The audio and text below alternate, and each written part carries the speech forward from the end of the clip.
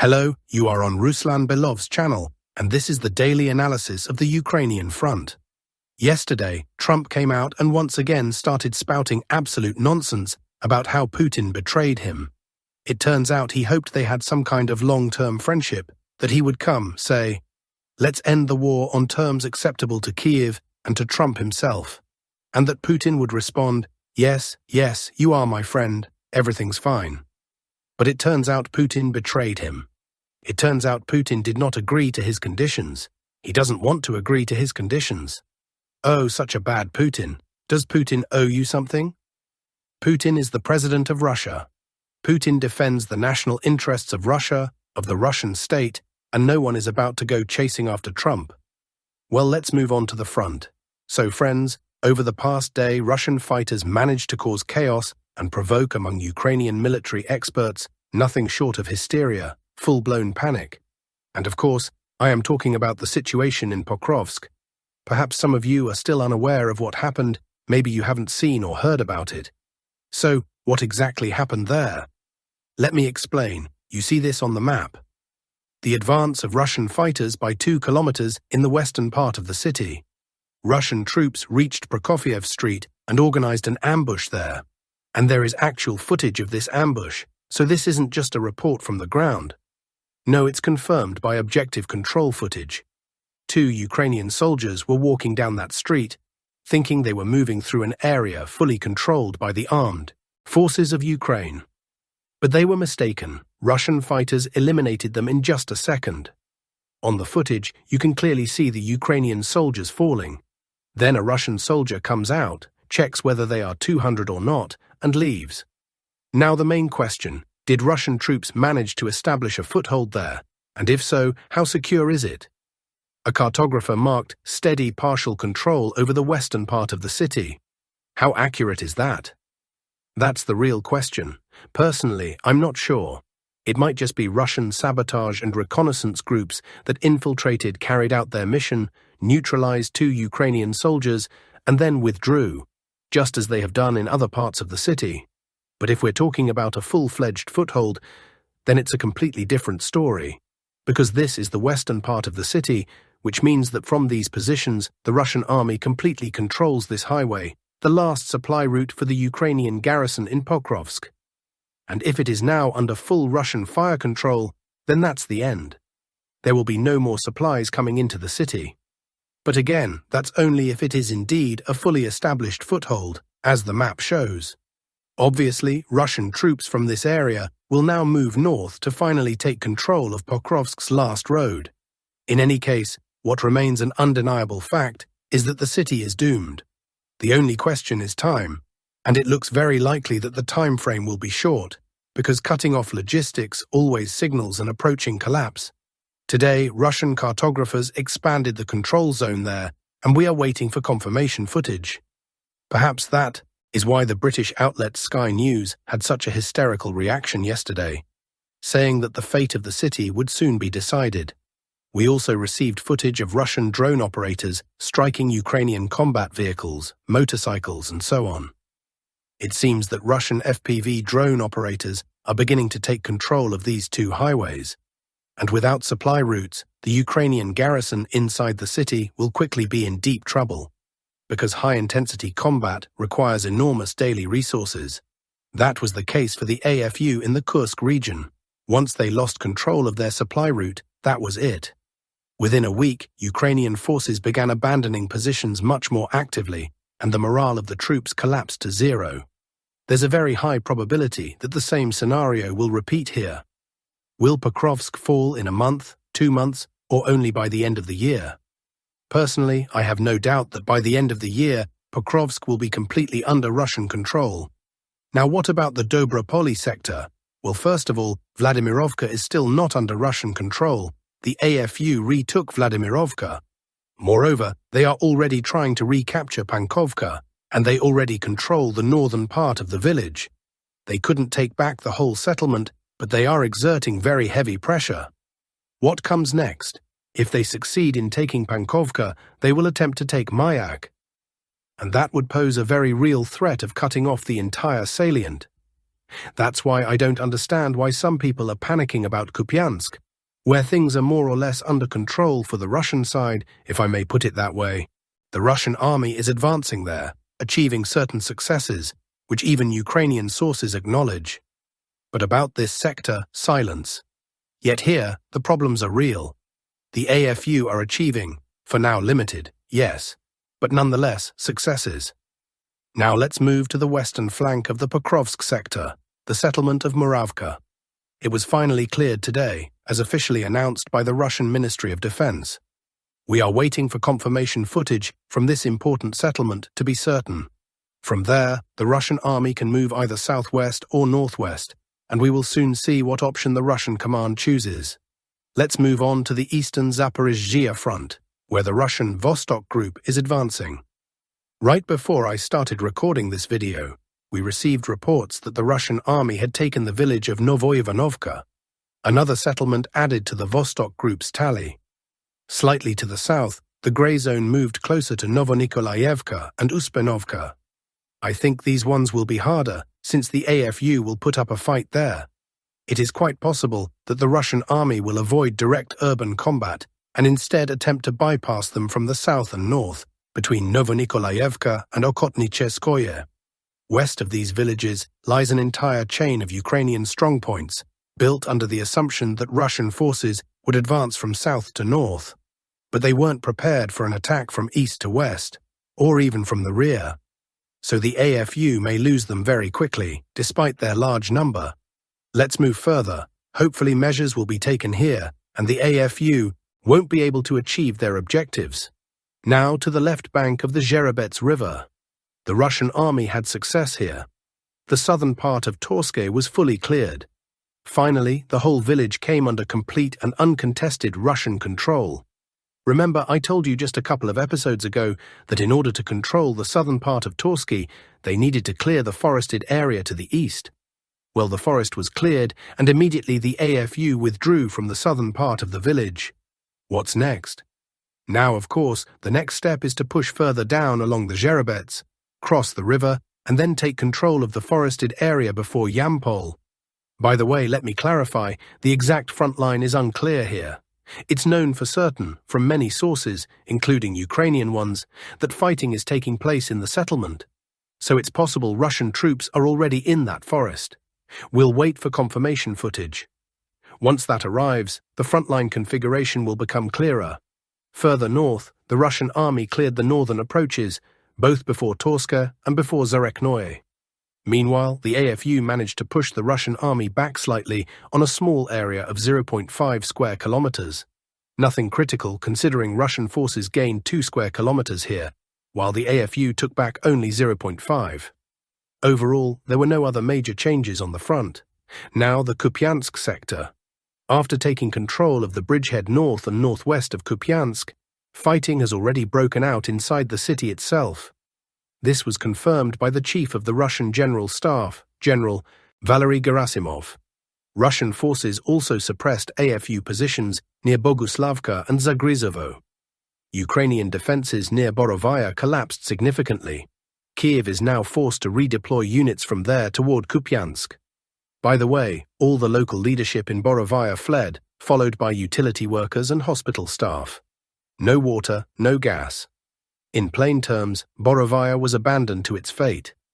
This was even admitted by Kharkiv Regional Governor Sinigubov, who is now touring AFU units defending the Kharkiv direction. Of course, Sinigubov is doing this mainly for PR. The army, just so you understand, is preparing for the autumn-winter campaign. Plus, the foliage will soon fall, which in any case will slow down operations.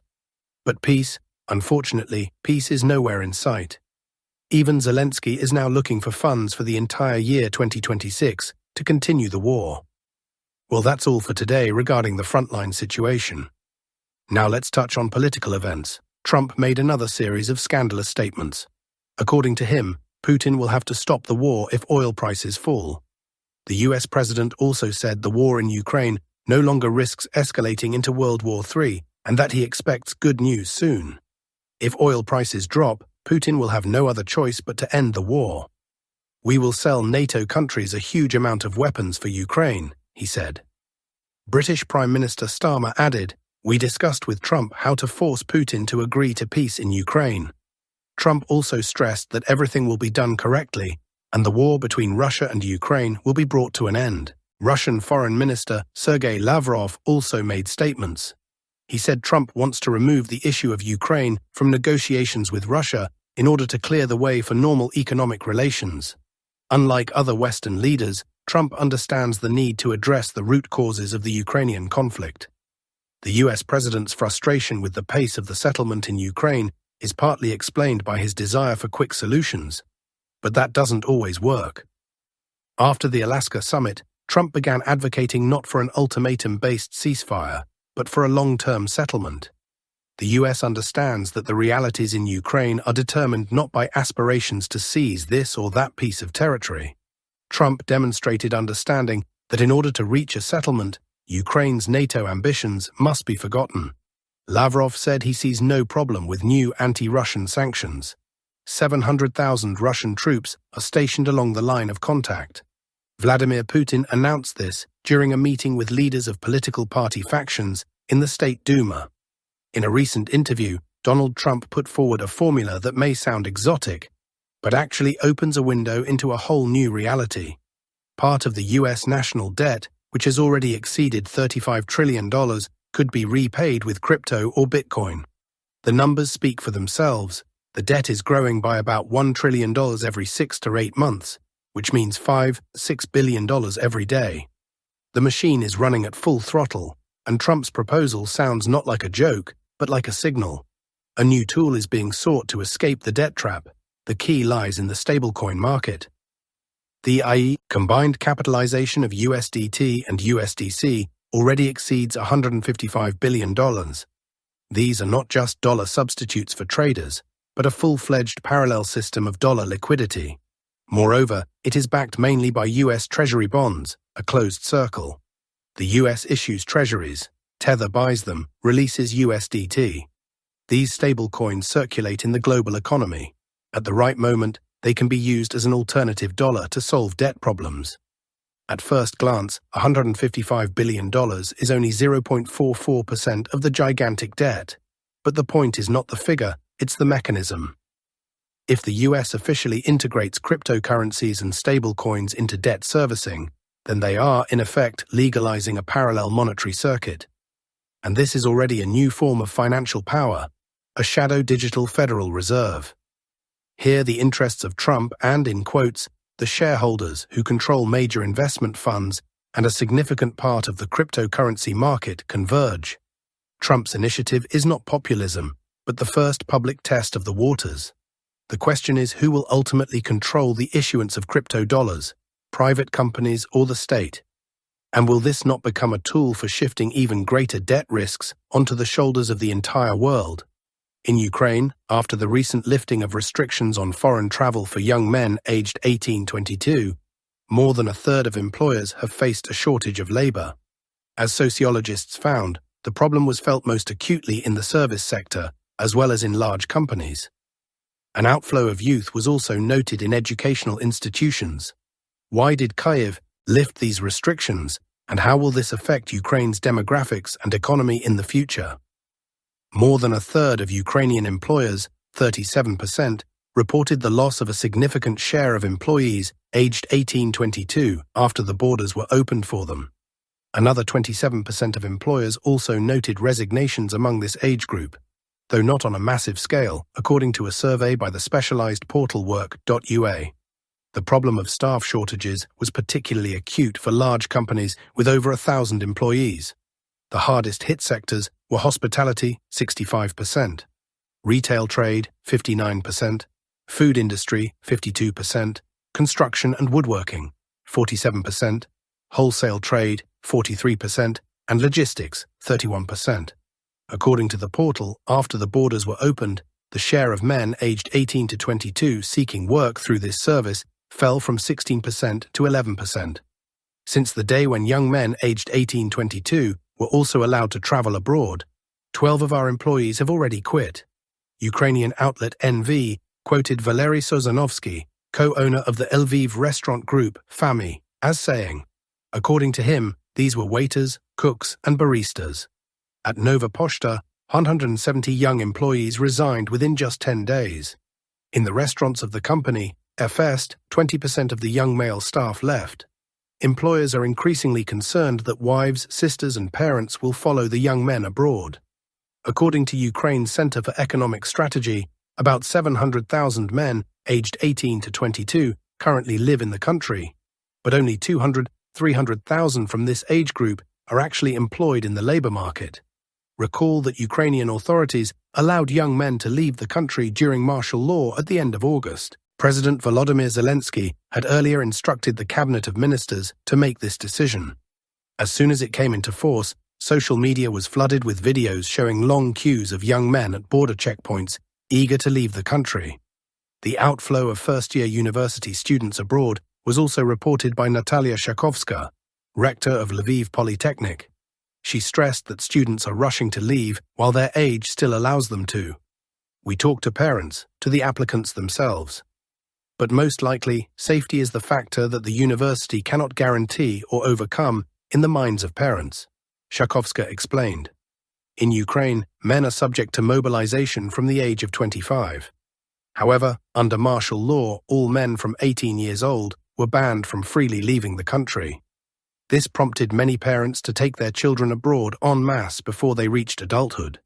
It is worth noting that this autumn 20% fewer first graders enrolled in Ukrainian schools compared to last year, 252,000 children instead of 314,000. These figures were cited by Serhiy Babak, chairman of the Verkhovna Rada Committee on Education, Science and Innovation, in an interview with Mirror of the Week. According to him, the consequences of the migration processes that began in 2022, combined with the overall negative demographic trend, will continue to affect the education system. As for first graders, Babak named declining birth rates and mass emigration of children abroad as the main reasons. The number of first graders will continue to decrease. This is inevitable, he emphasized. Last week, Ella Libanova, director of the Institute for Demography and Social Studies of the National Academy of Sciences of Ukraine, stated that even after the end of the special military operation, Ukraine will remain a poor country for a long time.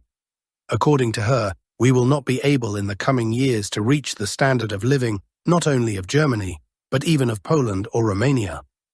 In turn, Oleksiy Miroshnichenko, president of the Confederation of Employers of Ukraine, also complained on Ukrainian TV about the massive outflow of youth after the lifting of restrictions. Many students have begun taking academic leave or transferring to online studies in order to leave the country sooner. Experts emphasize that Zelensky and his entourage were fully aware of what would happen after the restrictions on leaving the country were lifted. The logic of the Ukrainian authorities was to reduce social tension and existing protest sentiments connected with the conflict and the restrictions that came with it, says Denis Denisov, expert at the Financial University under the government of the Russian Federation. According to published Ukrainian sociological research, he continued, it is clear that the majority of the population is extremely tired of the conflict, and the youth, at whom Zelensky's decree was aimed, has a very strong protest potential. Therefore, with these decisions, the president's office tried to reduce the rejection that exists among the younger generation, the speaker explained.